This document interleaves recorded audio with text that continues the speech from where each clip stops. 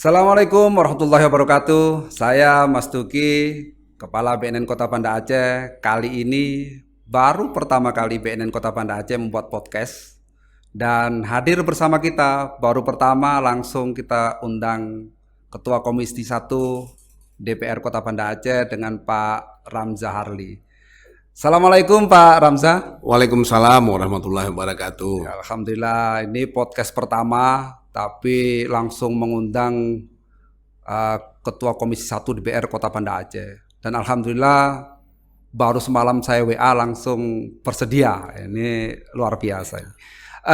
Iya Pak Ramza, saya kan kemarin diberitahukan atau diinfokan bahwa Kota Banda Aceh sudah punya kanun P4GNPN atau pencegahan, pemberantasan, penyalahgunaan dan peredaran gelap narkotika dan prekursor narkotika. Gimana nih Pak prosesnya kok sampai ada kanun P4GNPN ini Pak?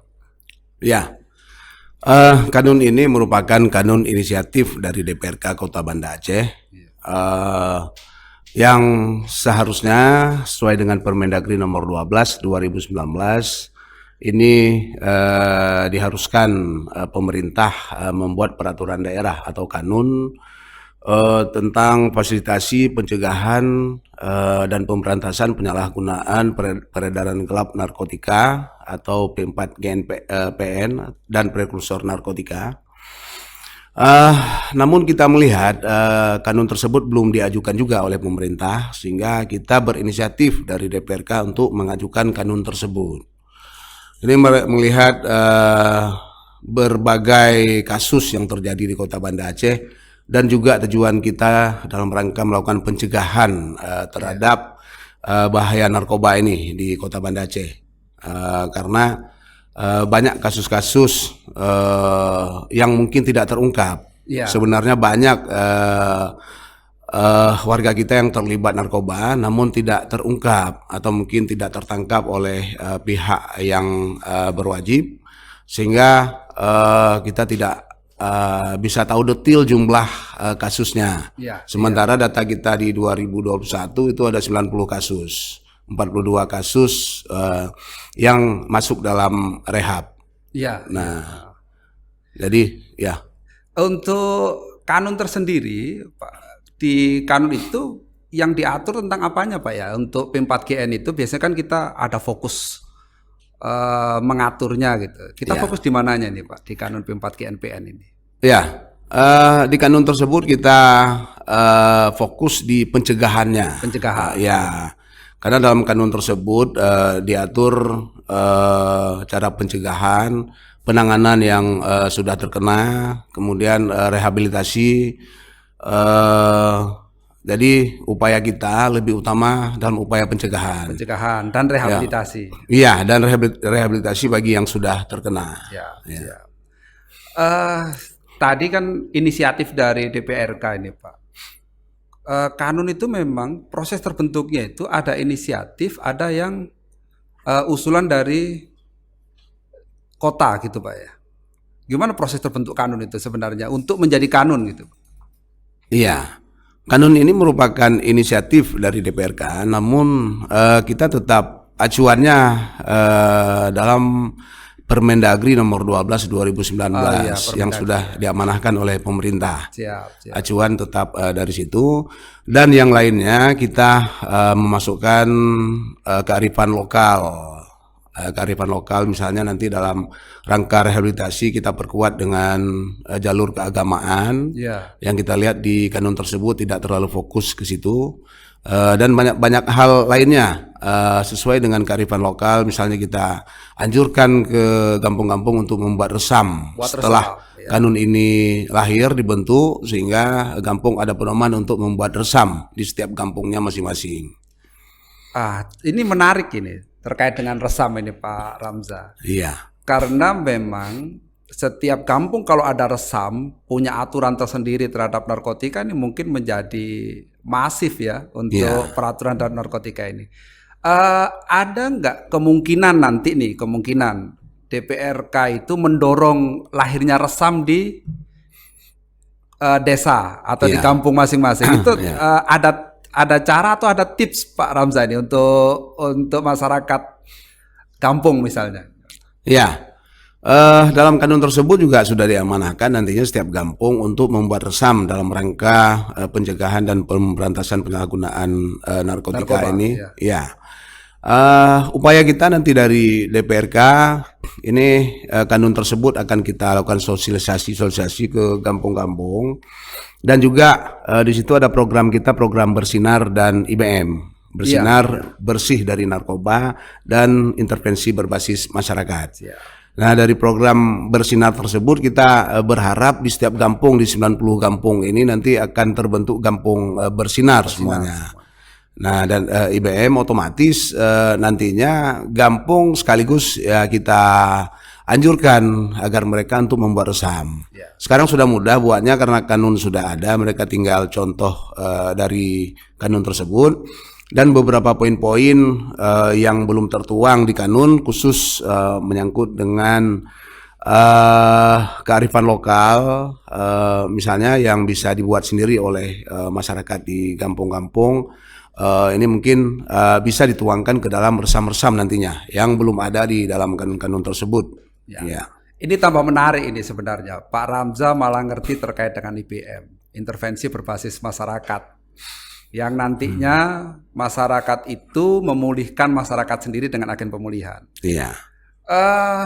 Karena Pak Ramza ini singgung IBM, sejauh mana Pak Ramza ini Ketua Komisi 1 DPRK Banda Aceh bersinergi dengan BNN? Kan IBM ini saya kan program saya ini. Iya. Malu saya kan yang program saya, terus kemudian Pak Ramza yang sampaikan ke IBM. Ini sejauh mana sinergi kita ini Pak? Iya. Ini justru dalam pembuatan kanun kemarin kita kan selalu berkoordinasi dengan BNN. Siap. BNN, Pak Mas Duki, Kepala BNN Kota Banda Aceh selalu kita undang. Jadi masukan-masukan dari Pak Mas Duki kita tuangkan ke dalam kanun tersebut. Sebenarnya bagaimana implementasi atau aplikasi ke dalam masyarakat ini otomatis pihak BNN yang sangat mengetahui. Ya, siap. Kalau tugas kita di DPRK ini kan hanya tugas legislasi, membuat kanun, pengawasan pemerintahan, penganggaran, terkait dengan 3 hal tugas pokok utama DPRK. Nah, nantinya juga kami akan belajar lagi dari pihak BNN, terutama dari Pak Mas Duki ini untuk memperdalam program Bersinar dan IBM. Namun saya sedikit mengetahui kemarin juga ada undangan dari kampung-kampung yang sudah membentuk kampung Bersinar. Dan juga dialog-dialog dengan pihak BNN dan terutama Pak Mas Duki ya tentang IBM tersebut, yang sebenarnya saya juga belum paham habis ini program dari BNN, tetapi hanya kita adopsi dari saran dan pendapat dari BNN sewaktu pembahasan kanun sehingga kita masukkan semuanya ke dalam kanun kita ini. Ya. Terakhir Pak Ramza, harapan DPRK setelah lahirnya kanun. Pasti kan kanun ini bukan hanya sekedar hanya dibuat gitu. Oh ya. Harapannya setelah lahirnya kanun dan disahkan kemarin itu apa nih Pak kira-kira?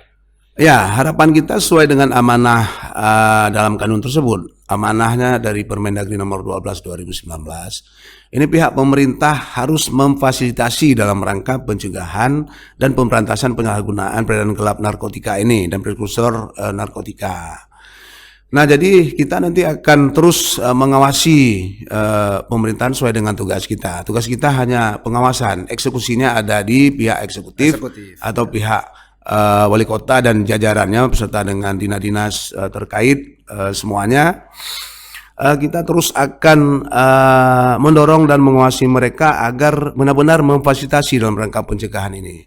Karena kita tidak menginginkan hanya BNN saja yang memiliki tanggung jawab penuh terhadap pemberantasan dan pencegahan peredaran gelap narkotika ini, tapi harus dibantu juga oleh pemerintah, terutama dalam memberikan fasilitas dan penganggaran.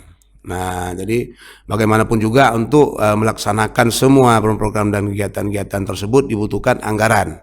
Nah, sementara tersedia anggaran dari APBK, anggaran dari PBK tersebut kita haruskan pemerintah untuk menguncurkan ke kegiatan dalam rangka fasilitasi pencegahan dan pemberantasan penyalahgunaan peredaran gelap narkotika ini.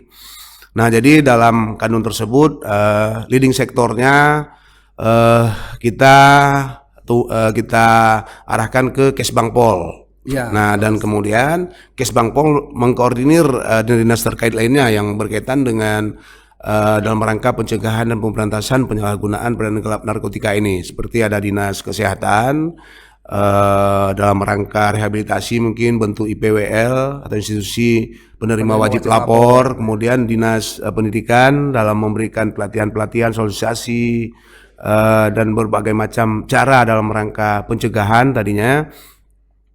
Kemudian ada juga dinas sosial, rehabilitasi sosial juga, ada Satpol PP dan WH, dan berbagai dinas yang terkait lainnya yang nantinya dikoordinir oleh Kesbangpol Kota Banda Aceh.